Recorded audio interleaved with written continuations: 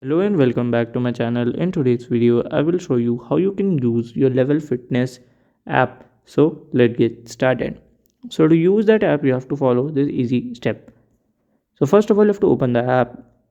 So to sign into the app, you should must have an account. So to have an account, you have to purchase the gym membership via your local gym or from your friend. Okay.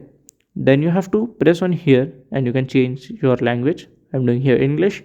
Then you have to log in or you can click on the sign up at here, and from here you can just sign up with your account membership number, and after that you can use your app. Here you can see the closing, opening time, the locations and many other things on the app. So if you have any question related to this, you can ask me in the comment section, and if you find this video helpful, make sure you like, subscribe and share the video. Thank you for watching.